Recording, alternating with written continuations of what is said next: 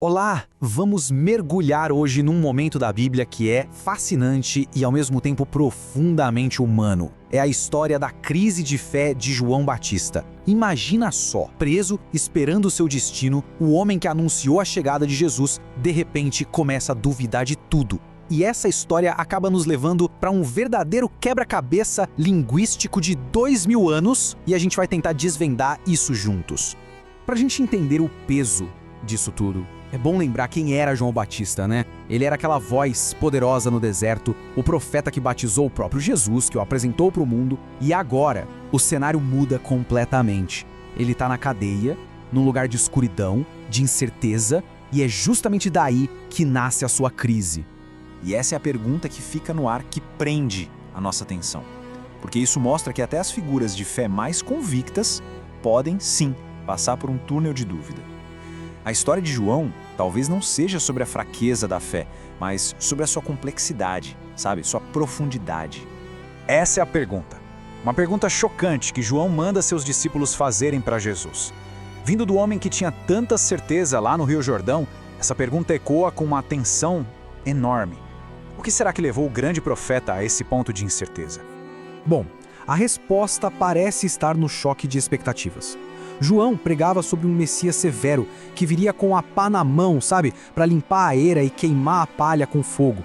Só que as notícias que chegavam até a prisão eram de um Jesus que curava os doentes, acolhia os marginalizados, anunciava o evangelho aos pobres. A realidade simplesmente não se encaixava na profecia que João tinha em mente.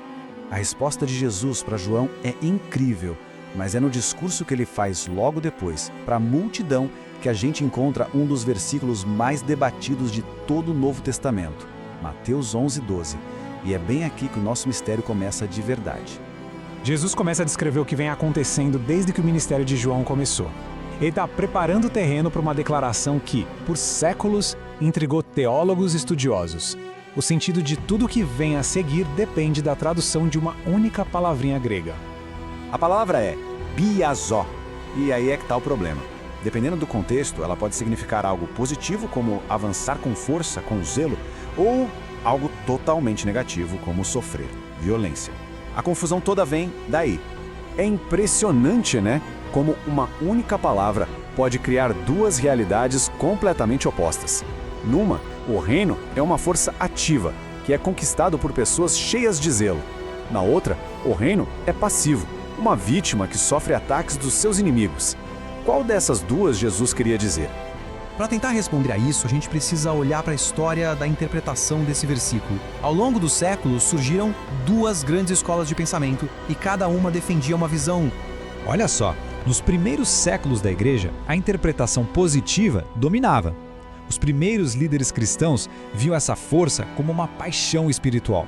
Mas aí, já no século XX, os estudiosos começaram a olhar mais de perto o contexto da história toda. E a balança começou a pender para o outro lado. Então, o argumento do lado positivo é que Jesus estava, na verdade, elogiando o entusiasmo das multidões. Gente como João Crisóstomo dizia que o reino dos céus não é para gente preguiçosa, mas para quem o busca com vigor. É uma visão bem inspiradora que chama para a ação. Por outro lado, a interpretação negativa argumenta que as palavras usadas ali têm um tom muito mais sombrio. O verbo harpazou, que aparece logo depois, é usado com frequência para descrever um saque violento. Essa visão sugere que Jesus está falando, na verdade, da oposição, do ataque que o reino estava sofrendo. Para tentar desempatar essa questão, os estudiosos de hoje usam uma abordagem um pouco diferente. Em vez de focar só na palavra isolada, eles olham para a história inteira que Mateus está contando, sabe? O contexto geral. A essa ferramenta, eles dão o nome de crítica narrativa. E as pistas dentro da narrativa são bem fortes. Primeiro, o cenário imediato. João, que inaugurou essa era, já está preso. Ele é uma vítima de violência. Segundo, Jesus fala daquela longa linhagem de profetas que foram rejeitados. E terceiro, o próprio Jesus e seus seguidores vão enfrentar o mesmo destino. A história está cheia de conflito e sofrimento. Então, o ponto crucial é esse. Quando a gente olha para a narrativa completa, a ideia de um reino que sofre violência se encaixa perfeitamente. A mensagem do Evangelho avança, sim, mas enfrenta uma resistência feroz. E parece que era exatamente isso que Jesus estava descrevendo. Mas sabe, essa análise não é só um exercício acadêmico. A história da dúvida de João tem uma mensagem pastoral muito profunda para qualquer pessoa que já tenha questionado a própria fé. Vamos explorar um pouco essa dimensão agora e ver o que ela nos ensina hoje. A lição aqui é muito poderosa. Se João Batista, que era considerado o maior dos profetas, pôde duvidar, então a dúvida não é um sinal de fracasso. Muito pelo contrário. Às vezes, ela é parte essencial do crescimento espiritual. A dúvida nos força a confrontar nossas próprias ideias sobre as coisas. É como diz a frase aqui, é um tempo para redescobrir Deus, que é sempre maior do que as nossas expectativas.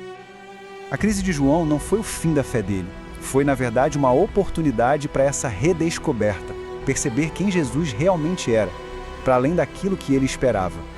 A prisão física de João se torna uma metáfora poderosa para a prisão que a dúvida pode ser por dentro. Pode ser um lugar escuro, sim, onde a gente não consegue ver com clareza, mas é também nesse lugar que somos forçados a questionar, a procurar de novo e, no fim das contas, a encontrar uma compreensão mais profunda.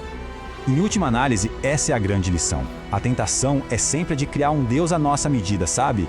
Um que se encaixe perfeitamente nos nossos planos. A experiência de João nos ensina a deixar esses esquemas de lado e a nos abrirmos para um Deus que constantemente nos surpreende.